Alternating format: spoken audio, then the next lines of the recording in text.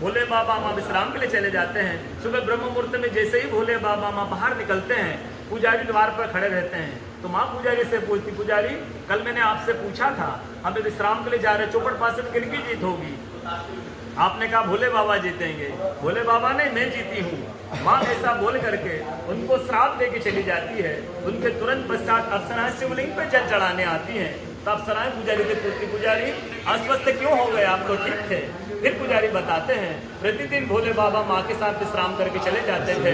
कल भोले बाबा माँ के साथ पधारे। माँ ने मुझसे पूछ लिया, पुजारी हम विश्राम के लिए जा रहे हैं, चौपड़ पासन किनकी जीत होगी? मैंने कहा भोले बाबा जीतेंगे। भोले बाबा ने माँ जीत गई, माँ मुझे श्राप दे के चली गई। अप्सराएं बोलती, चिंता न करो, हम अंदर जाकर शिवलिंग की पूजा करके आते, फिर इसका उपाय बताएंगे। अप्सराएं अंदर जाकर के शिवलिंग की पूजा कर बाहर आकर बोलती, पुजारी आप 16 सोमवार व्रत कीजिएगा, व्रत करते स्वस्थ हो जाएंगे, व्रत करते ठीक हो जाएंगे। ये वो कथा का दर्शन ओंकारेश्वर ज्योतिर्लिंग में प्रतिदिन होता है। बोलो ओंकारेश्वर भगवान। पूरे 12 ज्योतिर्लिंग में ओंकारेश्वर ही ऐसा ज्योतिर्लिंग है जिसके दर्शन के पश्चात कोई महानदी का दर्शन होता है, जिसके तट को छूकर कोई महानदी बह रही है। आप काशी जाएंगे, क्षिप्रा जी दूर है, आप काशी जाएंगे, गंगा जी दूर है, आप सोमनाथ जाएंगे, समुद्र है, लेकिन ओंकारेश्वर ही ऐसा ज्योतिर्लिंग है जिसके दर्शन के पश्चात कोई महानदी का दर्शन होता है। वो महानदी है रुद्रदेहाय विद्महे मैं कलकन्याय धीमहि तन्नो नर्मदा प्रचोदयात्। भगवान शंकर की देह से पसीने के बूंद से निकली है मां नर्मदा।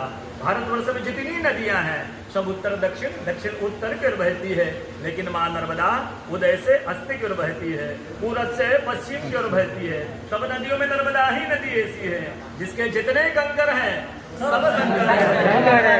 नर्मदा पुराण में ये भी कहा गया है कि नर्मदा जल के स्पर्श होने से जो शिवलिंग निकलता है उनको डायरेक्ट पूजा कीजिए, उनको प्रतिष्ठा की आवश्यकता नहीं है। नर्मदा जल स्पर्श होने से वो स्वयं प्रतिष्ठित हो जाते हैं।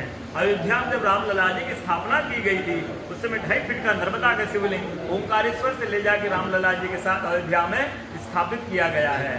कहा गया है पुराणों में, रेवा तटे तपम कुरियात मोक्षदायिनी गंगा। कलयुग में आपको तप करना है, नर्मदा किनारे जाइए। कलयुग में आपको मोक्ष चाहिए तो गंगा किनारे जाइए। रेवा तटे तपम कुरियात मोक्षदायिनी गंगा। रेवा मीन्स नर्मदा नदी।